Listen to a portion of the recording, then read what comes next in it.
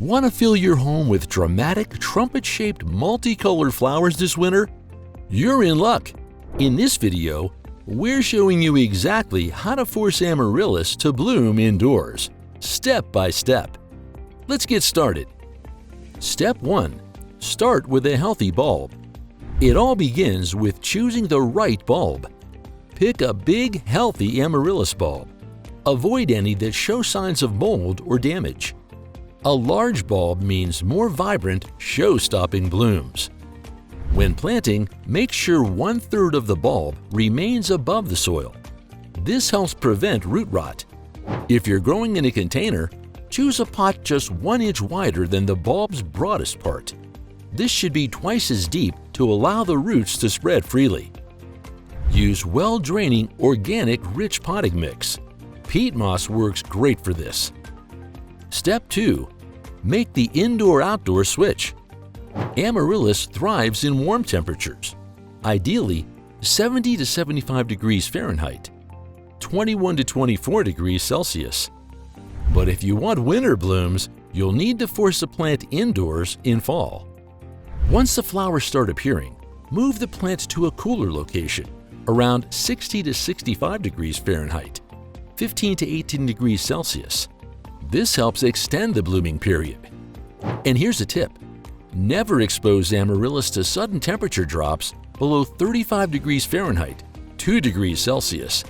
That can cause cold shock, ruining your efforts. Step 3.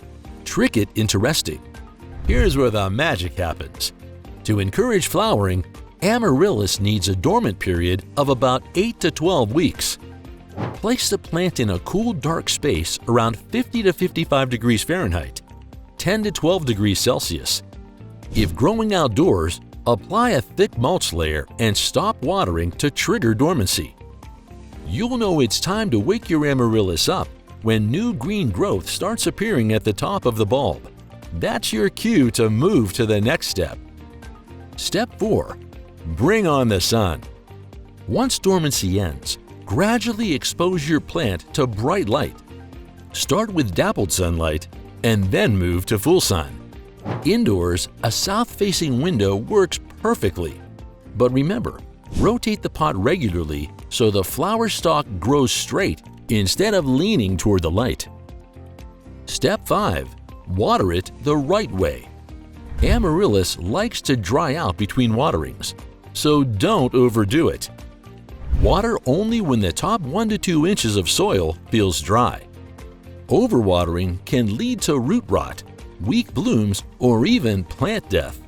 Some gardeners swear by using lukewarm water to stimulate root growth, so feel free to try that.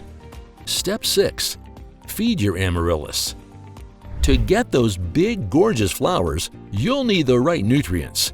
Use a phosphorus-rich fertilizer with an NPK ratio of 10-15-10, diluted to half strength, every 3 to 4 weeks. And here's an important tip. Stop fertilizing during the dormancy period. The plant doesn't need it while resting. Step 7. Pruning and deadheading. Once your amaryllis flowers start to fade, cut the flower stalk down so the plant doesn't waste energy producing seeds. After the blooms dry up, trim the leaves slightly. This encourages new growth and fresh blooms. An amaryllis flower typically lasts 3 to 4 weeks, so deadhead fading flowers quickly to encourage new ones. And that's it! By following these simple steps, you can enjoy stunning amaryllis flowers indoors, even in the middle of winter.